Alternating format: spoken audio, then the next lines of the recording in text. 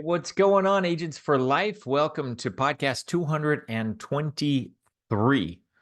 Hard to believe I'm already at 223, and hard to believe probably for you. You've been listening to hopefully a lot of these, and I do hope that they're bringing value to you as an agent and helping you succeed in the field. By the way, one of the things that I've added down in the notes section, the link to a survey page where just a brief survey where you can enter some suggestions. If you have a topic or a training idea that's something that you really want me to go into, give me that feedback because sometimes I'm wondering what to do next and where the team needs coaching. And I'm always trying to come up with stuff that's relevant to you. So please feel free to write that or submit that form. It's just the links in the show notes. So anyways, couple of things. Hope to see you all next week. I'm super pumped. This is the National Training Convention. By the way, it is not too late. They opened up those tickets again.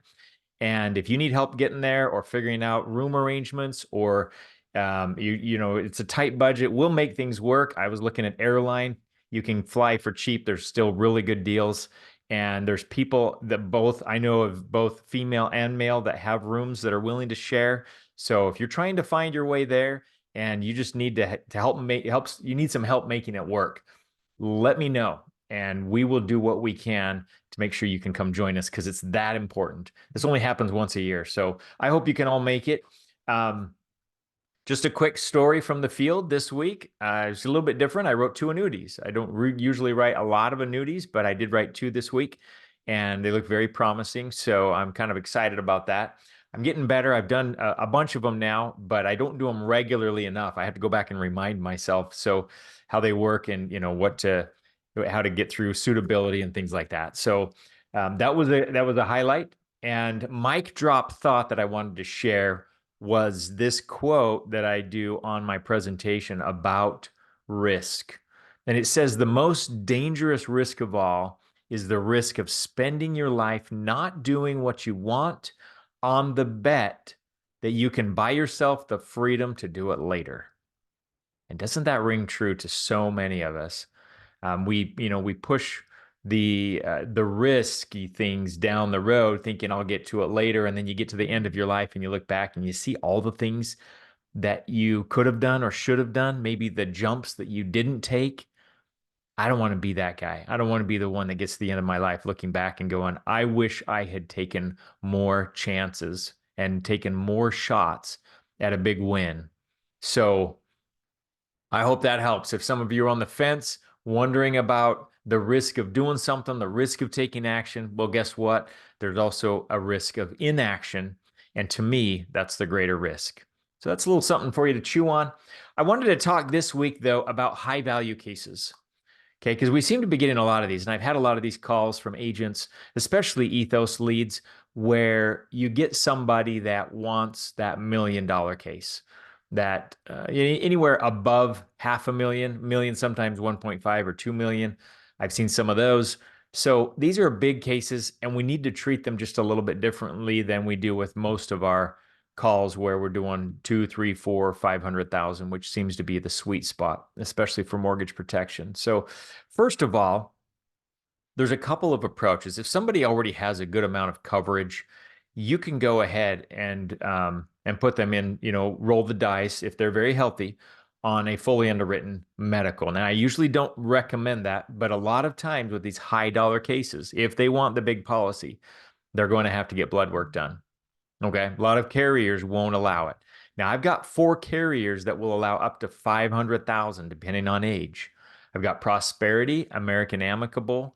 We've got Royal Neighbors Jet Term, which is one that we don't hear about very much. Transamerica does, but it's not great. But Foresters does. So there's several options for 500,000 non-medical. There are a lot of carriers like Transamerica that will do potentially non-medical, but they reserve the right to order the blood work. But let's talk about strategy for a minute. So how do you handle when someone says, I want $1 million case, I want my $1 million of life insurance? Well, everybody does, and I think that's a great thought to be able to say I've got $1 million of life insurance. But the reality is, when it comes down to it, whatever you can afford is better than nothing. And this is the point that we want to drive home. So when I get a case of somebody saying, I want 800,000, I want 1.5, I take that with a grain of salt, but I'm usually not presenting 1.5. And here's why. When they start seeing numbers, they start changing how they feel about 1.5.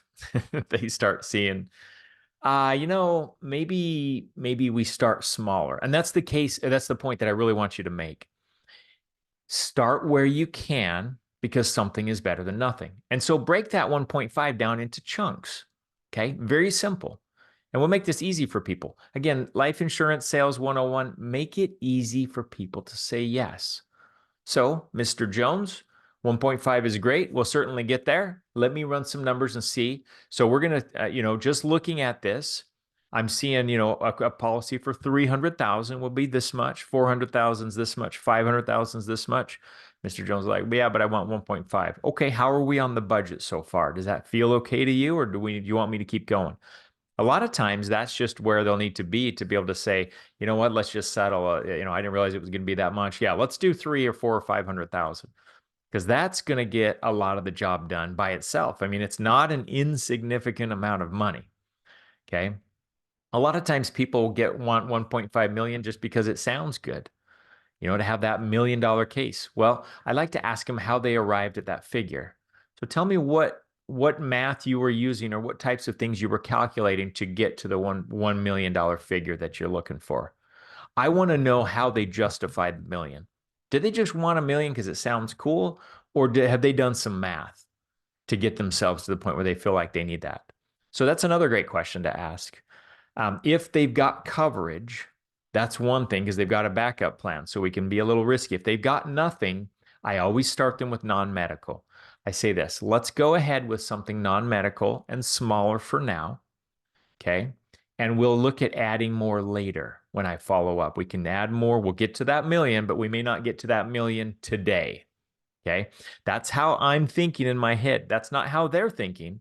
They want a million now, but they want it for $40 a month.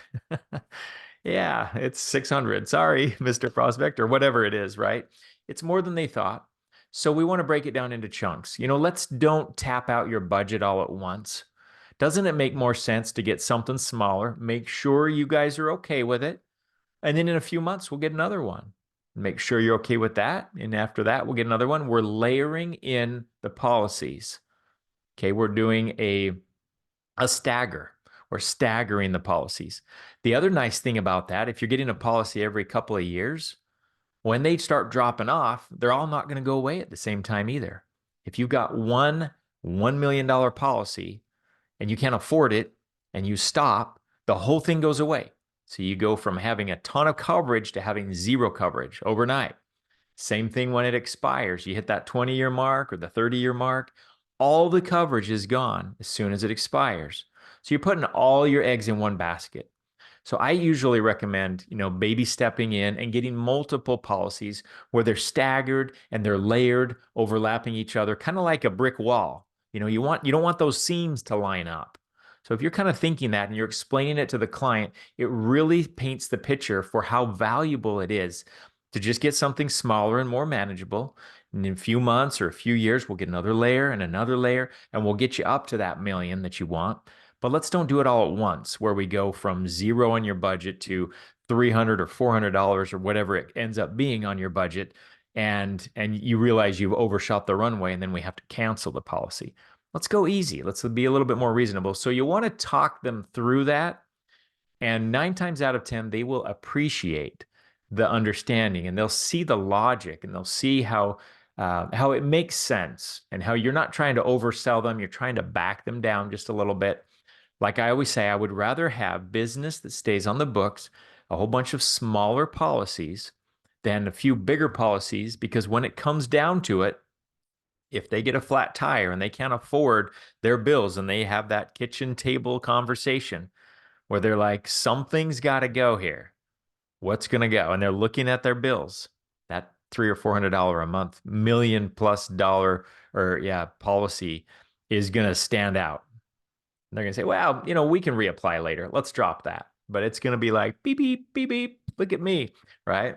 And so then it goes and you get the charge back and they don't get the coverage because they bit off more than they can chew. So the $1 million cases, don't freak out by them. Just see them as multiple smaller cases. And let's start with this one. And then let's set up a game plan. I'll tell people I'm your agent for life. You see that in my title. It's the title of the podcast, right? Agents for life. That's who we are. I'm not going away. I'm going to be servicing this policy from now until whenever. So next year when you need coverage, guess who you're going to be calling? So we're going to start small and I'll follow up with you. You'll hear from me every year or two.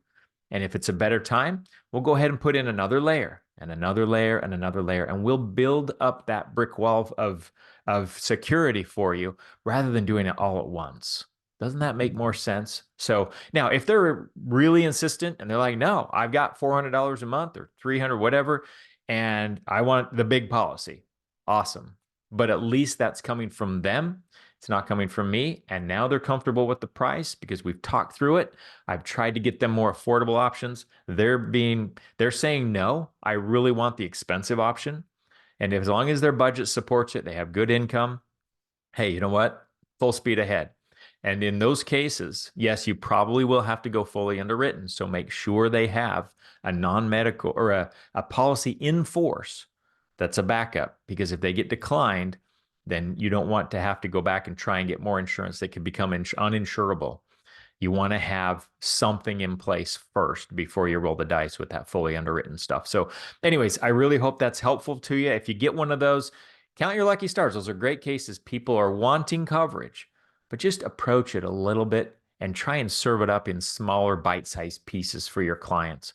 I think you'll have a lot more success writing some of those. I hope that helps. Have a great week, and I'll talk to you next week.